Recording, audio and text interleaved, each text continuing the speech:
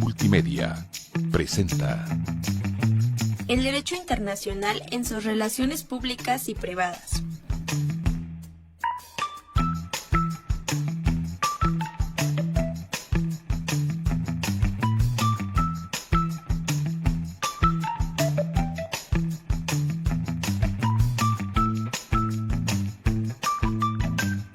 ¿Qué tal? Muy buenas tardes.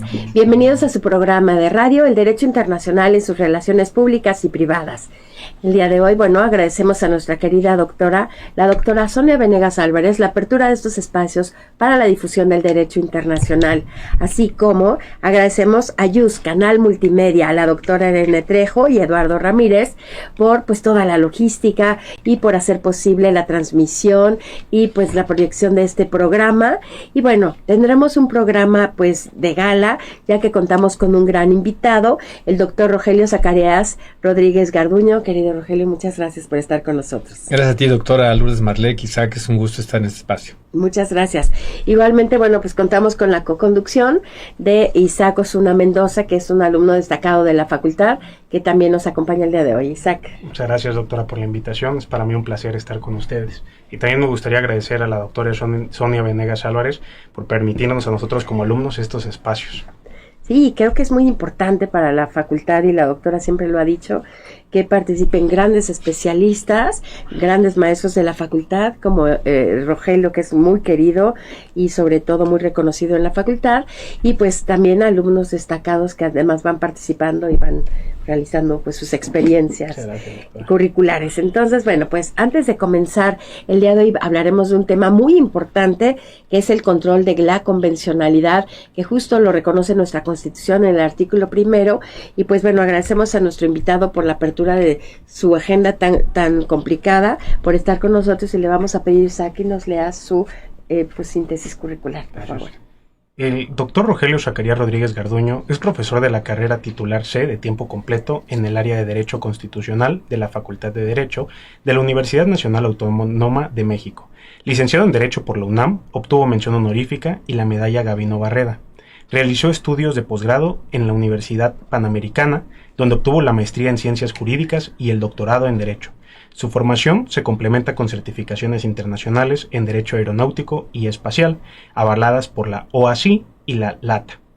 Con más de 30 años de experiencia docente, ha impartido asignaturas en licenciatura y posgrado en áreas como Derecho Procesal Constitucional, Epistemología Jurídica, Control de Convencionalidad y Derecho Aeronáutico y Espacial. Ha sido tutor, sinodal y presidente de jurado en más de 200 procesos de titulación y forma parte del claustro de doctores en Derecho de la UNAM, además de colaborar en órganos colegiados y cuerpos académicos de alto nivel dentro del posgrado. En el ámbito profesional ha ocupado cargos relevantes en la Suprema Corte de Justicia de la Nación, el Consejo de la Judicatura Federal, CNEAM, Aeropuertos y Servicios Auxiliares de la Dirección General de Aeronáutica Civil, contribuyendo al fortalecimiento institucional y al desarrollo del marco jurídico en materias constitucionales y aeronáuticas. Es autor y coautor de diversas obras académicas y artículos publicados en revistas especializadas y medios nacionales. Desde hace 4 años conduce el programa En el Tintero del Canal del Congreso y mantiene un espacio digital dedicado al análisis jurídico y constitucional. Su participación constante como analista en medios nacionales e internacionales, así como su labor en el Consejo Editorial del periódico Reforma, lo posicionan como una voz destacada en la discusión jurídica y pública contemporánea. Muchas gracias, doctor. Es un placer estar con ustedes dos. Me parece muy interesante el tema del día de hoy. Y justo el control de convencionalidad, se preguntarán nuestros radioescuchas, ¿qué es? Porque en realidad tenemos alumnos de la facultad y otros miembros de la sociedad que nos están acompañando, y quisiera pedirte, Rogelio, si nos ayudas a explicarle a nuestra audiencia qué es el control de convencionalidad. Y justo Monse Hernández Morales pregunta de qué manera el control de convencionalidad ha hecho cambios para la aplicación del derecho en México. Bueno, en primer lugar, quiero también sumarme a agradecer a la doctora Sonia Venegas Álvarez el que permita estos espacios y los impulse, pero por supuesto también a ti, doctora Lourdes Marlec, porque le das un realce a estos debates académicos, invitas a alumnos que contribuyen en nuestro espacio diario en la Facultad de Derecho y que trasciende por su interés, por su curiosidad en en conocer un poco más. Bueno, el control de convencionalidad, antes de ir con Monse, de manera general, si pudiera ofrecer una idea de lo que esto es las autoridades de un, voy a llamarle Estado, no quería ser tan técnico, las autoridades de una organización social donde digamos que es el Estado, sobre todo a partir de 1215, con la Carta Magna inglesa, ese 15 de junio glorioso allá en el Támesis, establecen un orden donde el absolutismo se desplaza para dejar el gobierno civil. Y ese gobierno civil tiene que estructurarse a partir de una organización primero de orden estructural, como sería materialmente una constitución que vemos reflejada en Filadelfia, muchos años después, en 1787, la Constitución de Filadelfia, donde se da una organización social, económica, política y jurídica. Allá en Filadelfia determinan que se van a dar un gobierno republicano, digamos, en evolución de no tener un gobierno monárquico donde provenían, federal, que es toda una temática, de representación democrática, indirecta, y con un sentido popular. Para lograr esto, pues establecen un gobierno dividido en 3 ramas, ellos le llaman así, los padres fundadores allá. Digo esto porque un poco de ahí viene nuestra idea. Claro. Y tienen un poder ejecutivo fuerte en presidencialismo, como a la fecha. Así lo decidieron, el jefe del Estado, el que tiene la llave entre las discusiones democráticas, a un Congreso, en el caso de los Estados Unidos, de 2 cámaras, y una Corte Suprema, sería un poder judicial. Y el tema viene de que ellos dejan asentado en su artículo 6.2 de la Constitución Americana, que es nuestro 133. Yo a Monse y a quienes nos siguen les invito a que hagan un cotejo entre el artículo 6.2 de la Constitución originaria de Filadelfia y nuestro artículo 133, y son exactamente lo mismo. Y entonces de ahí nace desde la consideración del servidor, que es el control de constitucionalidad y de convencionalidad, que son indisolubles. Y que no son otra cosa que las autoridades a las que me referí circunscriban sus actos a lo que les mandata o no les mandata la Constitución o los tratados internacionales. Esto es que su actuar sea conforme a lo que establece la Constitución. Voy a agregar algo que son las leyes federales, porque ambos artículos dicen así, y los tratados internacionales. A esto le va a llamar la doctrina reciente, digamos, del siglo, le va a llamar control de convencionalidad, pero digamos que es un derivado del control de constitucionalidad, donde, por ejemplo, nosotros escuchamos muy a menudo decir, es que N gobernante es un dictador, se apartó del orden constitucional. O decimos actuar arbitrariamente, se apartó del orden constitucional. O este Estado está incumpliendo con sus obligaciones, se apartó del orden convencional.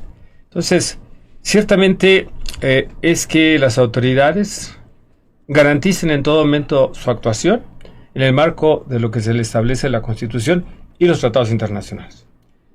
¿En qué medida las convenciones internacionales influyen para el desarrollo de los derechos humanos y la vida democrática de un pueblo, como nos dice Monse Hernández? En mucho. Voy a dar un brinco rápido y sí, no quiero tomar el micrófono mucho, quiero que si es posible generemos ese tipo de preguntas. Ese tema sería, digamos, voy a llamarle así, regional de América y de Estados Unidos hasta después de la Segunda Guerra Mundial.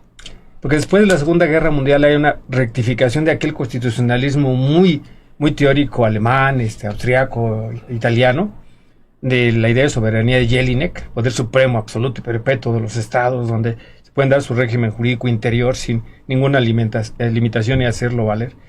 Esto fracasa con el régimen constitucional alemán, austriaco, italiano, español incluso. Y los límites a esa soberanía van a ser de un orden, a partir de la Segunda Guerra Mundial, de un orden donde los tratados internacionales refuerzan la idea de generar los mejores estándares para la actuación de los estados, sobre todo en su relación con los gobernados, y singularmente se va a acuñar un término de los derechos de las personas, derechos civiles, después van a evolucionar en derechos humanos. Es que lo estás explicando y a mí me parece maravilloso, porque como que siempre nos vamos a tratados y a explicarlo de otra forma, pero ahora que lo dices, pues sí me cobra mucho sentido lo que nos estás comentando. Porque surge de ahí esa realidad. Es que fíjate que los Estados Unidos, cuando deciden conformarse en esta federación, una de las cuestiones es qué experiencia tienen las colonias para convivir en el ambiente internacional, en el ámbito internacional. Y lo primero que deciden en Filadelfia, y ahí están los documentos del federalista, es que si se constituyen como un Estado en el concierto internacional, lo primero que tienen que hacer es cumplir con sus obligaciones internacionales. Sí, claro, sí. Y entonces colocan como su ley suprema, y esto es una cuestión importante, es ese término de ley suprema, a la Constitución, leyes federales y tratados internacionales. Entonces, las autoridades tienen que tutelar por el efecto útil de los tratados internacionales. Y por sobre todas las cosas, estoy frente a una de las internacionalistas que yo más respeto y admiro. Y debo decir que, bueno, pues para pertenecer a un club internacional, pues tienes que jugar las reglas de club. Sí, claro. Entonces no puedes pertenecer a ese club internacional, el Concierto de las Naciones, como ha evolucionado, y no tomar en cuenta que lo fundamental es honrar los tratados internacionales. Esto en el ámbito de como sujetos de derecho internacional público, pero acaso más, para que esos tratados internacionales efectivamente fluyan hacia el ordenamiento jurídico interno, lo que sería el método de recepción e inserción en los órdenes jurídicos. E insisto que terminada la Segunda Guerra Mundial, por ejemplo, Mauro Capelletti dice, el derecho constitucional se hizo realmente derecho convencionalizado. O sea, los tratados internacionales van generando los cambios, van generando la reestructuración de ese poder soberano al que se refería Yeltsin o León Duguid, y ahora tenemos estados con otra idea de soberanía. Estados donde antes de hacer una reforma constitucional en Europa, en la Unión Europea, tienen que revisar cuáles son las obligaciones. Por ejemplo, para dejar a salvo el derecho de propiedad, el derecho a la inversión, porque no fluye la economía, y es un derecho humano, o para dejar a salvo el debido proceso, o para evitar medidas arbitrarias, restricciones que no garanticen una estabilidad, tanto a los habitantes como a los inversores en un sistema comunitario regional.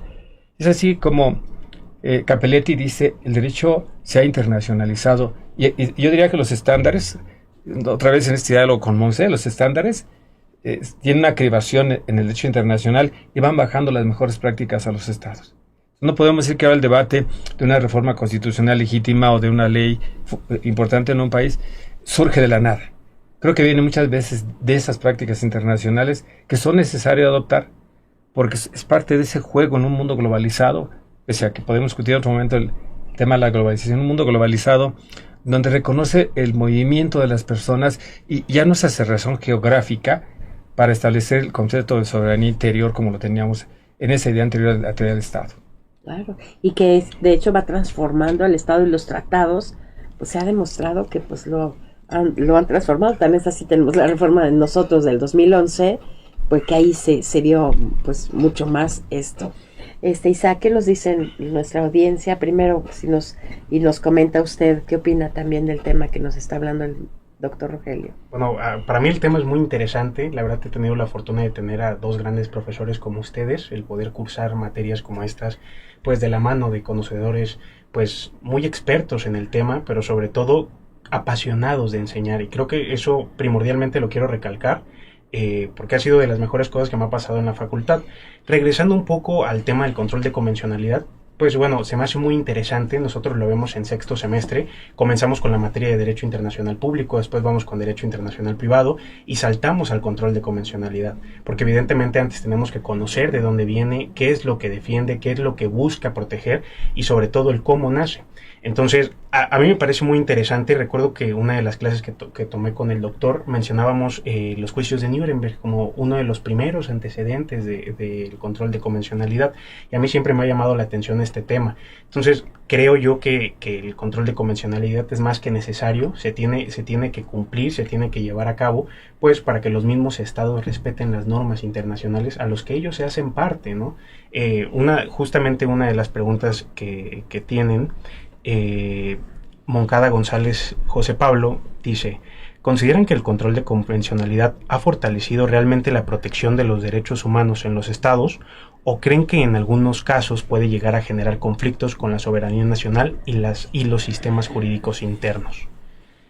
Bueno, me parece que es una pregunta bien importante, porque es un debate no acabado, incluso en la academia, en la política, en estos tiempos en México, sobre todo a partir de 2022. Y tiene que ver la inquietud de José Pablo, en mi consideración, con las sentencias, que fueron 2 sentencias dictadas por la Corte Interamericana de Derechos Humanos, devenida del Sistema Interamericano de Derechos Humanos, de la propia Convención Americana de Derechos Humanos, llamada Pacto de San José, donde a México se le condena a que revise, a que saque de su sistema constitucional el arraigo. El precedente es a Chile, se le había condenado en el tema de la última tentación de Cristo a eliminar su artículo 19 de su constitución, post-Pinochet, y Chile cumplió con la sentencia modificando la constitución. Sería impensable que una constitución se reforme por virtud de un mandamiento de un órgano internacional dado en una corte contenciosa. Y entonces para México el tema es sacar el arraigo de la constitución, cumplir la sentencia.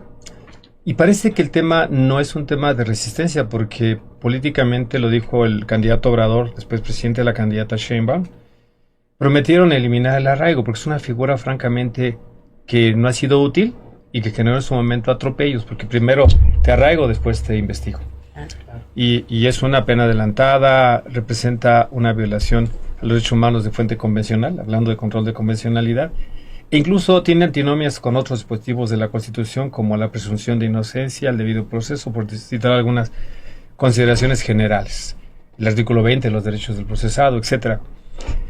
El tema es si cumplir con esa sentencia, y bueno, la otra parte era la prisión preventiva.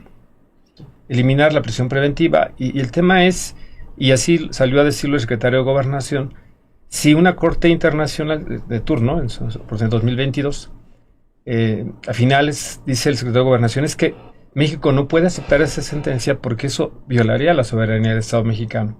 Porque no puede venir un tribunal internacional a trastocar a nuestra soberanía. Y en esto hemos tenido grandes debates. Esta mesa de firmas de la facultad, y hoy aquí lo expongo para a ver si les aliento a hacer algún debate en algún otro momento. Son temas de tesis, definitivamente. Definitivamente. ¿Se quebranta la soberanía? No. Mi postura es no, firmemente. Respeto a quienes piensan diferente, porque el Estado soberano, incluso en esta concepción tradicional, el Estado soberano firmó el Tratado Internacional en el uso de la soberanía, dada su voluntad. Reconoció. En el caso de la Corte Interamericana, 1998, México retira la reserva y reconoce la competencia contenciosa para someterse. Firmó el Pacto de San José, firmó los instrumentos del sistema interamericano porque tenía soberanía. Y entonces, si su artículo 133 dice que los tratados internacionales son la ley suprema, entonces las autoridades mexicanas tienen que hacer el llamado control de convencionalidad, que es ajustar formal y materialmente su orden jurídico y sus actos con la Constitución, con las leyes y con los tratados internacionales. Aquí el debate radica en si yo estoy con los tratados, entonces subordino a la Constitución. Es la postura contraria a la que estoy diciendo. Y me parece que si nos damos a la tarea de leer el 133 las veces que sean necesarias, la supremacía constitucional no radica en la Constitución, sino en la determinación constitucional de decir que el concepto de ley suprema no es un código ni es una norma, es un posicionamiento fuerte. Allá en mi niñez remota, yo escuchaba, y eso me encanta recordarlo, cuando las personas decían, esta es mi ley, pero no porque fuera una postura machista. No, estaban diciendo, esta es mi postura seria y fuerte. Entonces, cuando se redacta en Filadelfia la ley suprema, no están refiriendo a una norma jurídica, están refiriendo a una determinación fuerte, a una decisión política fundamental fuerte.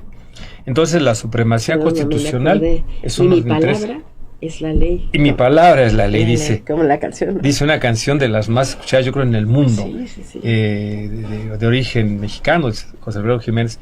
Entonces, esta idea nos conduce a pensar que en el uso de la soberanía basado en el Pacta Sunt Servanda, por la fuente convencional de donde deviene la obligación y por ser sede externa, yo no estoy trastocando la soberanía si cumplo. Estoy en todo caso cumpliendo con el tratado y no con la resolución de la Corte.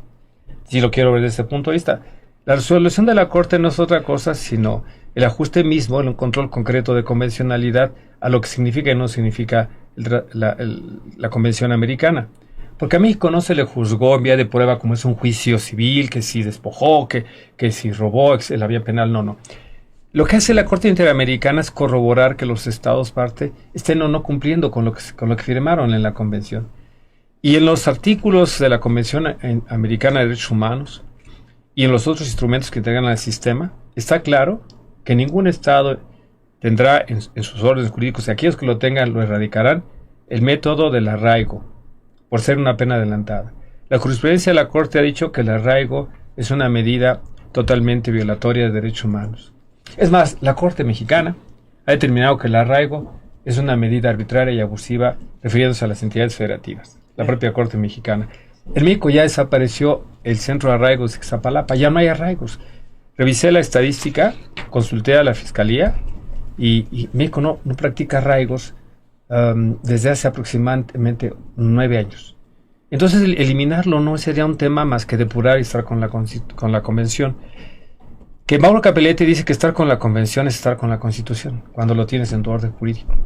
Pues sí, que justo, fíjate, perdóname si te interrumpo, pero a mí me parece que el propio Estado puso el candado y es el Senado el que al aprobar le da legitimidad, le da obviamente no pasa por un proceso legislativo, efectivamente, pero lo hace de manera indirecta con la aprobación del artículo 76 de la Constitución que faculta al Senado para aprobarlo. Y en ese momento, pues ya pasó por el filtro legislativo.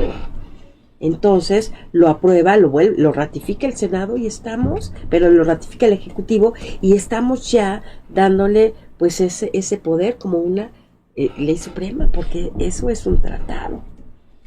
Entonces sería parte de la propia ley mexicana, como lo dice el 133, como tú bien lo dices, o sea, me parece interesante. Y fíjate que quisiera regresar al tema que dices, pero antes quiero hacer una acotación con el control de la convencionalidad. Mencionabas 2011 como un punto de quiebre en nuestro sistema jurídico, por supuesto que constitucional y convencional. Todos pensamos que la sentencia de Rosendo Radilla Pacheco contra México, o la de Rosendo Cantú, se trató de ordenar que se insertaran en la Constitución mexicana la tutela de los derechos humanos de fuente convencional. Y si leemos la sentencia no es así, si leemos el expediente Vars.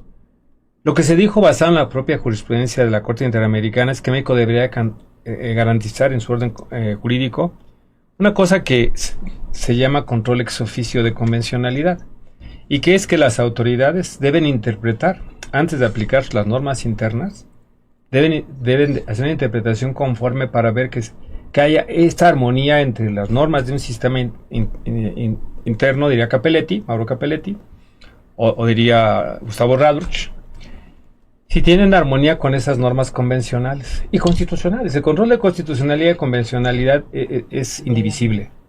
Entonces el operador jurídico, una vez que tiene un hecho, un caso que resolver, tiene que acudir, antes de aplicar una norma, el principio de legalidad mutó. No es la aplicación de la norma, la interpretación de la norma para ser aplicada en vía del derecho administrativo. Y de esta manera lo que se tiene que hacer es corroborar la armonía. Si no hay armonía, entonces se busca en el sistema, en la segunda fase, que las interpretaciones, la integralidad del sistema salven a la norma interna que se pretende aplicar. Pero si eso no es posible, vamos a prescindir de la norma en vía de inaplicación. Es un operador jurídico, un juez, incluso en la vía administrativa, que es un temazo, está obligado a inaplicar la norma contraria a la convención. Entonces, esto es lo que a México le sentenciaron, y lo que hizo México en el artículo primero es un sistema de control ex oficio, cuando dice que todas las autoridades deben interpretar las normas pro persona, en favor de la persona, procurando el interés de las personas, el mejor interés para las personas, bajo principios, por ejemplo, que si logramos un criterio no podemos tener una regresividad, etcétera, la progresividad, universalidad, que no sea divisible, etcétera. Pero acudo a mi parámetro, que es el control de constitucionalidad y convencionalidad, les pido a quienes nos escuchan que en su mente dibujen la parte de arriba, esa en su mente, dibujen todos los derechos que tenemos en la Constitución y en los tratados internacionales, que son muchísimos. Yo digo, son cuasi infinitos, porque ¿cuántos tratados tiene México? No solo el sistema americano, sino México forma parte de sistemas a nivel mundial, sistemas bilaterales de protección de derechos humanos. Y el operador jurídico tiene que acudir a aquellos artículos de fuente constitucional o de fuente convencional que más favorezcan a la persona. Eso dice el artículo primero. Para la interpretación que va a hacer para salvar a la norma mexicana, busque su consonancia. Y obviamente no va a tener consonancia con la que no lo favorezca. A mí está el tema de la prisión preventiva oficiosa. El artículo 19 dice que, derivado de la acusación de ciertos delitos, el juez debe dictar, el juez de control, la prisión preventiva oficiosa. Pero eso lo dice el 19. Si me permites, querida doctora Lourdes Marlec, yo bromeo, pero lo hago, ahora lo confieso, hago una confesión pública, lo hago con cierta frustración. Digo, Dios mío, es que el artículo 19 no es un artículo Robinson Crusoe.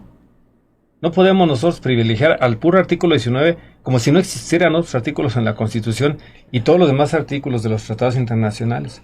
Entonces, un serio control de convencionalidad implicaría atender lo dicho en el artículo 19, pero ver si el 19 es el apropiado para interpretar la medida al sujeto que se le está sometiendo al control por parte del juez de control y tomar en cuenta el 14, segundo párrafo, y tomar en cuenta el 16, y tomar en cuenta el artículo 20, y tomar en cuenta los artículos de fuente convencional en cuanto al debido proceso, a la presunción de inocencia, etcétera, etcétera. Y si nosotros logramos hacer todo eso, entonces el sistema mexicano cumple con el control ex officio y culturizamos a nuestros jueces, ahora estudiantes, futuros jueces, funcionarios públicos, para que lleven a cabo control de convencionalidad, porque el artículo 1 es lo que dice. Ese es el valor del tema que estamos abordando. El artículo primero tiene, sin embargo, déjame echar a perder mi propia fiesta. El artículo primero tiene un problema. Nosotros vivimos eso después de cumplimiento de la reforma 10 de junio de 2011. Antes la reforma a la ley de amparo, la de 6 de junio, son reformas un poco hermanas, pero son técnicamente diferentes.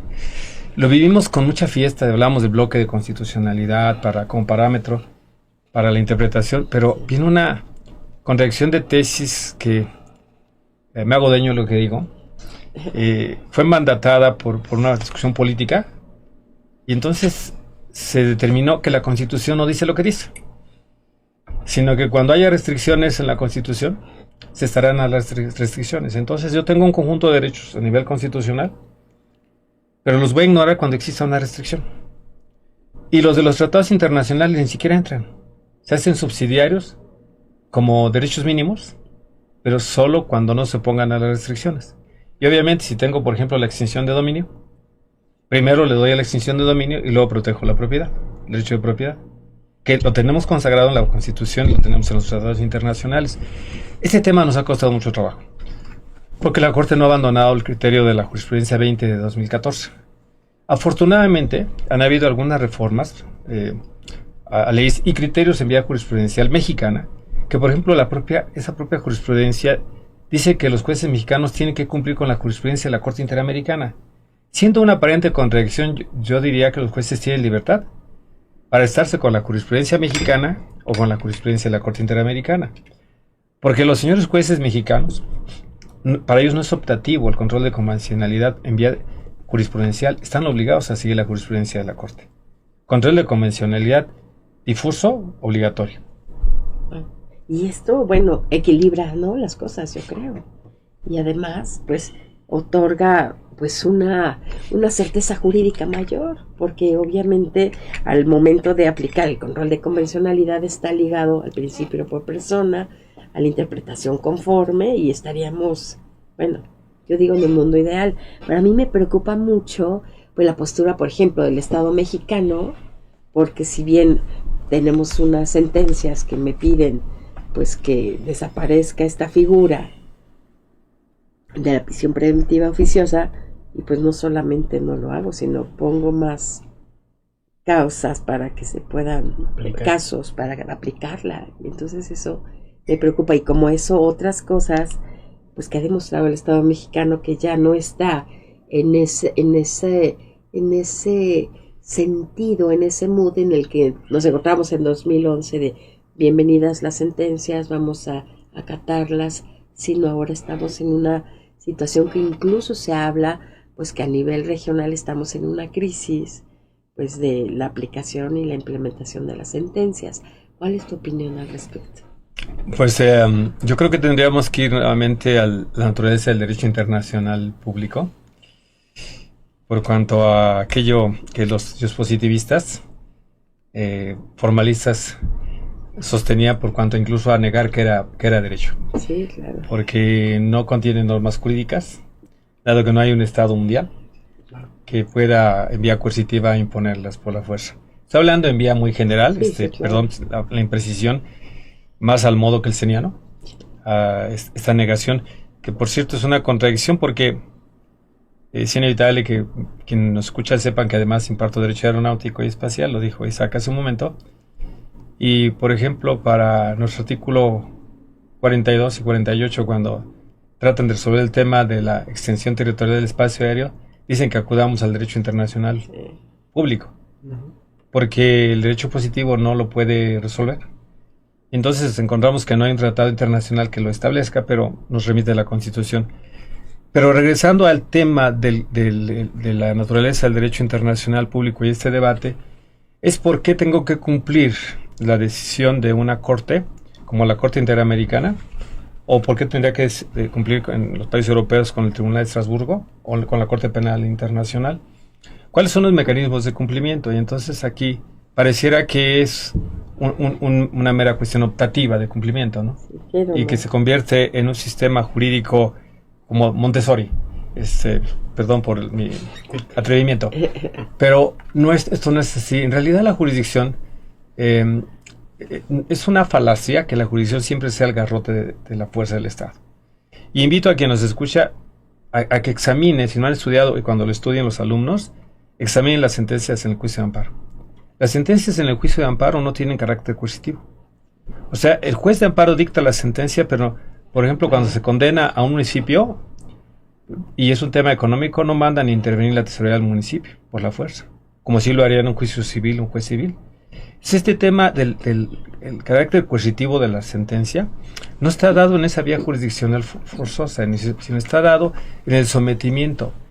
Al haber acudido a una plaza, haber disertado en esa plaza donde me sometí, porque ante quien me sometí de competencia que yo le otorgué, cuando yo le retiré mi reserva y concedí que México aceptara la competencia contenciosa, y acudí al juicio.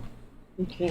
Y vamos a decirlo en términos técnicos, y fui vencido en juicio, porque México presentó sus excepciones preliminares y dijo que la actuación en cuanto a hablando concretamente al arraigo, a la prisión preventiva oficiosa, tenía que ver con cumplimiento constitucional. Lo mismo dijeron en Nuremberg. Lo mismo dijeron en Nuremberg los juzgados. Erin dijo, yo cumplía la Constitución alemana y las leyes alemanas. Pero el cumplimiento de esta ley es contrario al estándar internacional, al que tú te obligaste, como bien decía Isaac. Entonces esta idea de que el derecho, de que el cumplimiento de las sentencias sea optativo, sea coercitivo, etcétera, nos conduce a la idea de que si yo acudo y me someto a un tribunal, pues debo que aceptar las consecuencias. Pero las consecuencias, y déjame terminar un poquito con esto, las consecuencias, sabemos, del derecho internacional no están naturalmente en ese garrote inexistente al que se refería John Austin, como si anduviera siempre alguien detrás de nosotros obligándonos a cumplir la norma, sino está en el asumir la obligación. Pactum servanda. Pactum servanda. Pero además, ese estándar, pues una palabra que a muchos no les gusta, ese estándar de moralidad, que hace que honre mis compromisos y que cumpla aquello a lo que me someto. Sí, mi palabra, como decías. Mi palabra. Entonces, ese cumplimiento por parte del Estado mexicano tendría que ver directamente incluso con los principios de política exterior del Estado mexicano. 89 fracción décima. Exactamente. Y decías hace un momento, el Tratado Internacional fue celebrado por el Ejecutivo como jefe de Estado, o a pedido de él por un plenipotenciario, pero pasa por el proceso de aprobación del Senado de la República para ver la armonía que tiene con el sistema. Hay que fijarnos en lo que aprobamos.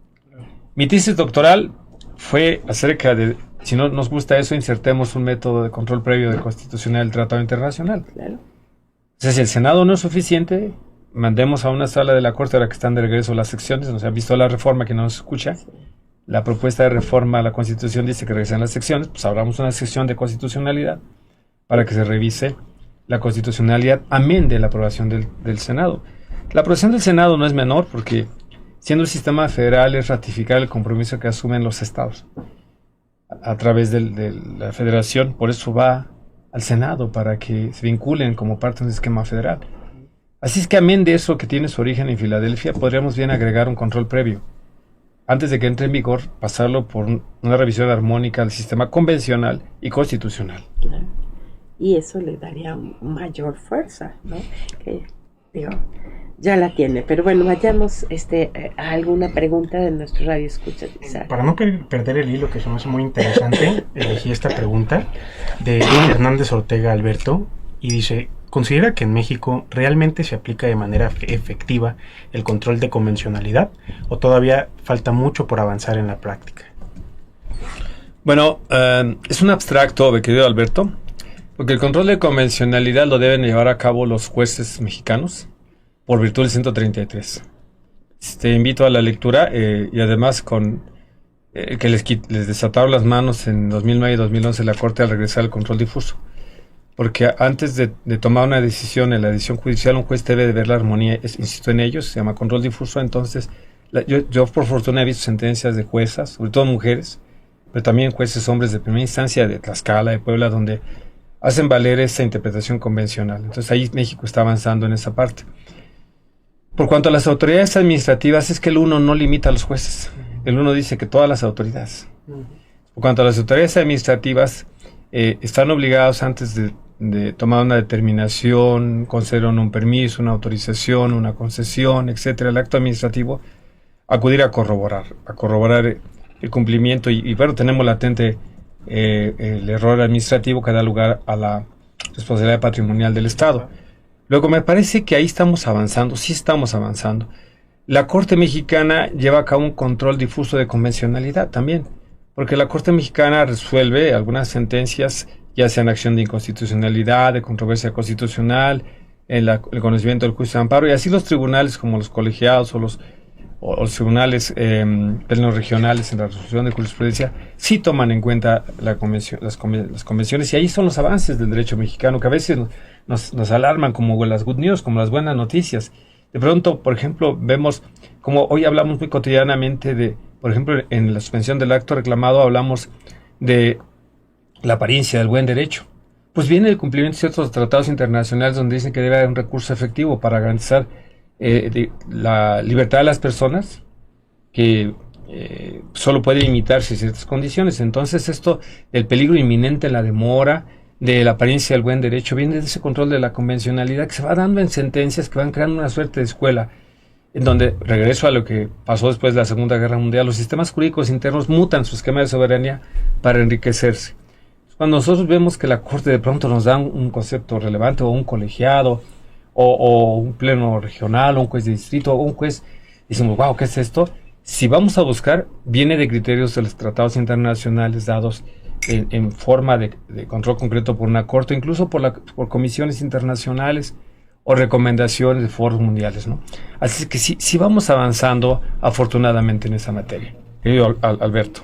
Y yo quisiera preguntarte, ¿y qué pasa con el control de convencionalidad? Que el artículo primero pues establece que todas las autoridades deben de aplicarlo, porque esto nos lleva pues a un control pues total, es decir, pues entonces los tratados cobran suma importancia.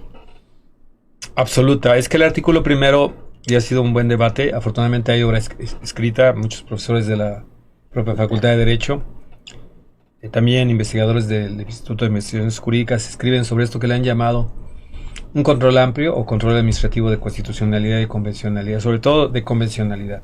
Y el doctor Sergio García Ramírez lo establecía y decía, claro, bueno, es que es muy claro que el control de convencionalidad debe darse en todas las autoridades para que así sea efectivo y sea obviamente congruente, porque no puede ser solo limitado a autoridades federales o estatales o municipales, sino es todo el Estado, porque el tratado pues es para todo el Estado. Es que fíjate que las autoridades administrativas mexicanas, afortunadamente estamos teniendo una evolución lenta, a veces desesperante, pero la estamos teniendo. estaban acostumbradas a hacer solo lo que la literalidad de la norma les decía. Voy a usar el término ley. Sí, sí. Aunque son normas generales. Y entonces ibas ante una autoridad administrativa y te decía, mire, aquí dice el artículo fulano de tal, esto, y esto es lo que voy a hacer. Pero da la casualidad, y ese artículo primero, que toda ley, toda norma es interpretable. Ahora el tema es contra qué la interpreto. Porque es una mentira histórica pensar que una autoridad en sede administrativa que aplicó la norma. Nadie aplica norma, siempre interpretó. Las normas no tienen vida. Son meros enunciados. O sea, nos han tomado el pelo, si ustedes me lo permiten. Eso de querer asignar desde el punto de vista ontológico una vida a algo que simplemente son enunciados dados en letras, en signos que tienen un significado, un significante, pues nos lleva a aceptar que siempre se ha interpretado. El asunto es que ahora debe interpretarse en función de un parámetro, que es la Constitución, leyes federales y los tratados internacionales. Pero no una especie de locura hacia arriba, sino tengo que buscar la que más favorezca. Si la encuentro en la Constitución, adelante, pero si la encuentro en el tratado, adelante. Entonces, como en beneficio de la persona, como tú decías. Hay artículos que nosotros podemos tomar de leyes administrativas que los leemos aparentemente claros y me permiten la expresión, hay algo metido que dice, no, esto no dice lo que decía, pero oye, no sé leer, no, vamos a leerlo. Es que no es aislado de un esquema sistemático que es el derecho. Entonces, por ejemplo, voy a citar algo que doy en clase y que invito alguna vez a que me vuelvas, por favor, a convitar de esos magníficos espacios. Si yo digo que voy a cancelar la nacionalidad y matrícula de una aeronave a pedido del propietario poseedor, eso lo dice el artículo 46 de la Ley de Aviación Civil. Entonces la autoridad administrativa dice procedo a la cancelación de alguien que llegó y se sustentó como propietario o poseedor. Pero resulta que antes, en otros artículos, en otros momentos jurídicos, no cualquiera puede ser titular de una matrícula mexicana, solo los mexicanos que sean sociedades. Entonces, si preexistía un contrato de arrendamiento y el poseedor sí lo podía hacer y el propietario extranjero no puede ser que ahora venga el extranjero y diga, cancélame porque la ley el 46 dice que a petición del propietario. Yo soy propietario, mira, aquí está mi título, apostillado o legalizado, si no está el convenio de la apostilla, traducido en términos del artículo 3006 del Código Civil. Sí, nada más que ese artículo que dice que cancele a solicitud, debo interpretarlo a la luz del derecho preexistente de quien vino a inscribir. No puedo tildar la inscripción de alguien que inscribió y que solo él podía escribir, solo él estaba legitimado. Entonces tengo que hacer un juego interpretativo y de verdad les digo que una autoridad administrativa ya no, o nunca, porque sabe que tiene una consecuencia, ya no aplica estrictamente la literalidad de la norma, sino que hace una interpretación integral con otras partes del propio ordenamiento, pero por supuesto corrobora con la Constitución y con los tratados internacionales. En este caso el convenio el Cape Town Convention en su protocolo 4, ver cuáles son las obligaciones del Estado mexicano de tutela. Entonces ese artículo, que era aparentemente desde el punto de vista gramatical a petición del propietario poseedor, no, fíjate que no, porque el propietario no fue legitimado de origen. Entonces el propietario sí y el poseedor también. No había visto, perdóname, no había visto que nos quedan 5 minutos. Dios mío. Y yo estoy, muy feliz escuchándote, porque además es un tema que a mí también me apasiona. Sí, claro. Y justamente, pues me parece importante pues que cerremos. Si me permites, si sacas una conclusión, discúlpeme de un minuto para darle el uso de la palabra a nuestro invitado para que también cierre. Claro. Exacto. Bueno, el control de convencionalidad, el derecho internacional público y privado que en algún momento hemos llevado en la carrera, pues van muy de la mano. Creo que sin uno no hay otro. Entonces, me parece muy interesante este tema, creo que deberíamos de ahondar más en él. Quiero agradecer estos espacios, de nuevo a nuestra directora Sonia Venegas Álvarez, a Yus Canal Multimedia por permitirnos a nosotros como alumnos estar aquí. Creo que es muy importante que nos rodeemos de nuestros profesores, pero sobre todo que aprendamos de ellos, de estas materias. Quiero agradecer al doctor Rogelio, a la doctora Lourdes, por permitirme estos espacios, pero sobre todo por palparme de conocimiento. Les agradezco mucho y bueno, sería todo. Gracias. Muy bien, Rogelio, pues si nos das una conclusión tuya. Pues solo quisiera decirles que el control de la convencionalidad es una tarea necesaria en una evolución del orden mundial, donde ningún país puede aislarse y decir que se da, en términos de esa teoría del Estado, un ordenamiento, digamos, como si surgiera de una mera organización aislada. Hoy necesitamos un estándar internacional que no es impuesto, sino que es resultante de las mejores prácticas para el desarrollo humano. Ese sería el objetivo. Y el control de la convencionalidad nos lo permite en los sistemas jurídicos. Y bueno, pues me queda un minuto, Luis. Quisiera que, por favor, abusar de ti, si pudieras darle algún consejo a nuestros alumnos para llegar a ser una persona como tú, que eres un catedrático, un abogado, un jefe de familia, no sé qué te puedo decir, íntegro. ¿Qué necesitan hacer los alumnos para llegar a ser como tú? Pues yo la verdad es que quisiera que fueran mucho mejor que yo, y creo que lo van a hacer, porque lo que tienen que hacer es tener una congruencia entre lo que tienen como convicciones y lo que hacen. Leer, no cejar, estudiar. La universidad, la facultad de Derecho, las universidades, las escuelas, la sociedad son oportunidades para crecer en cada momento. Cada vez que caemos porque no obtenemos algo es una nueva oportunidad para levantarnos. Solo se derrota aquel que no sigue luchando. Y todos los días tenemos que luchar. Y todos los días tenemos una oportunidad para seguir luchando. Un servidor ha luchado todos los días y sigue luchando. Las adversidades no duran más que minutos, hay que pararse, sacudirse y seguir adelante.